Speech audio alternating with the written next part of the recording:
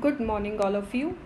Yesterday, we have talked about force, and we have seen that we can describe all the actions like kicking, pushing, lifting, hitting, etc. under two main actions, that is, pushing and pulling. So, we have concluded that force is nothing but push or pull applied on the objects. So, let us today talk about the effects of force.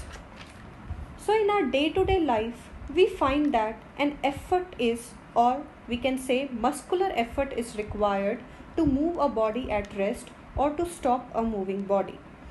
The concept of force is based on this. In fact, no one has seen force or tasted force.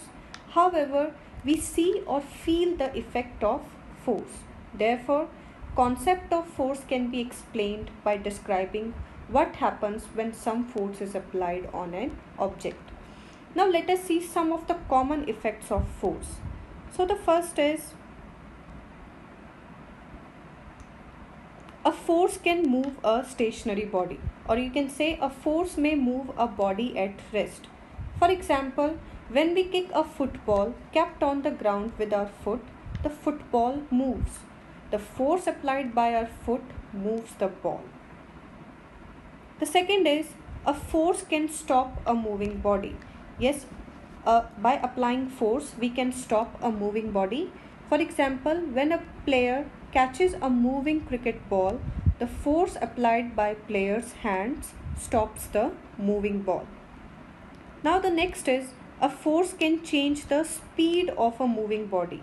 Yes, the speed of the body can also be changed by applying the force. For example, consider a rolling tire over the surface of a floor with certain speed, and if we want to increase the speed of that particular tire, or if we want to move a tire faster, it has to be pushed repeatedly either by our hand or by the stick. Next effect is, a force can change the direction of a moving body. So for example, when a moving tennis ball is hit by a racket, it goes in a different direction. The force applied by the racket changes the direction of the moving tennis ball. Last but not the least, a force can change the shape and size of a body.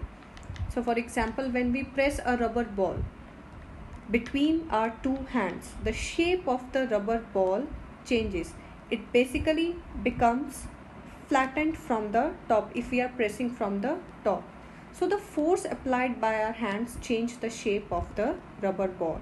Also, when we stretch the spring by applying outward forces on the two ends of the spring, the length of the spring increases and its shapes also changes. And also, when the spring is compressed by applying inward force on the two ends of the spring, the length of the spring decreases and its shapes also changes. So these were the 5 effects of force which can be seen when we apply force on a particular body. So a force can move a stationary body, force can stop a moving body, force can change the speed, force can change the direction, or force can change the shape and size of a body. Now by seeing these examples, we can conclude that force is an external effort in the form of pushing, pulling, stretching, compressing, etc., which may move a body at rest or stop a moving body or change the speed of a body or change the direction of a moving body or change the size and shape of a body. So the definition of force can be modified after seeing the effects of force. So that's it for today. Tomorrow we will talk about balanced and unbalanced forces. Thank you.